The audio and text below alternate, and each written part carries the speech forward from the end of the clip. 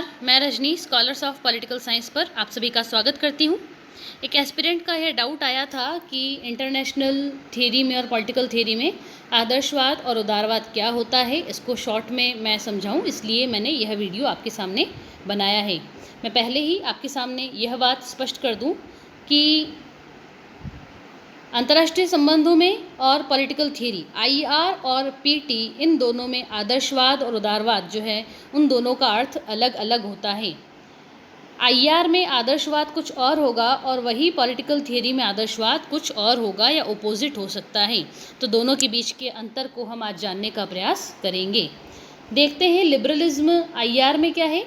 देखिए, लिबरलिज्म अंतर्राष्ट्रीय संबंधों के हिसाब से एक ऐसी विचारधारा है जो यह मानती है कि देशों के बीच में जो बॉर्डर्स हैं वह सीमाहीन होने, देशों के बीच में बॉर्डर नहीं होने चाहिए, देशों के बीच सीमाहीन रूप से संबंध स्थापित होने चाहिए, एक देश द्वारा दूसरे देश की चीज़ों को ग्रहण करना चाहिए और आदान प्रदान होना चाहिए। तो सीमाहीन संबंध जो हैं उनकी बात अंतर्राष्ट्रीय संबंधों में जो विचारधारा करती है वह है आपकी लिबरलिज्म। जबकि पॉलिटिकल थियरी में उदारवाद कम्प्लीटली एक अलग कंसेप्ट है।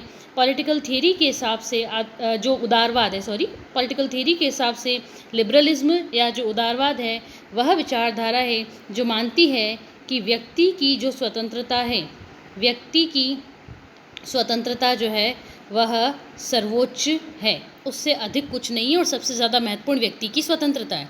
तो यहाँ पे आप अंतर समझ पा रहे होंगे कि आईआर में अगर आपने उदारवाद शब्द का प्रयोग किया तो वह बात करता है राज्यों के बीच सीमाहीन रूप से, मुक्त रूप से आदान प्रदान की। जबकि पॉलिटिकल थियरी में अगर किसी ने आपसे पूछा है लिबरलिज्म क्या है, तो यह बात करता है व्यक्ति की स्वतंत्रता की। शॉर्ट वीडियो है इसलिए मैं डिटेल में नहीं जाऊँगी। फिर आते हैं आइडियलिज्म या आदर्शवाद पर। आदर्शवाद अंतर्राष्ट्रीय संबंधों में कुछ और है और पॉलिटिकल थियरी में इसका अर्थ कुछ और होगा। अंतर्राष्ट्रीय संबंधों में आदर्शवाद का अर्थ यह होता है कि राज्यों के बीच में शांतिपूर्ण सहअस्तित्व, शांति और सह अस्तित्व जो है वह संभव है। शांतिपूर्ण सहअस्तित्व या पीसफुल को एग्जिस्टेंस जिसको कहते हैं वह संभव है देशों के बीच में। ज़रूरी नहीं है कि वो हमेशा लड़ते और मरते रहें। यह विचारधारा जो है वह कहलाती है आइडियलिज्म।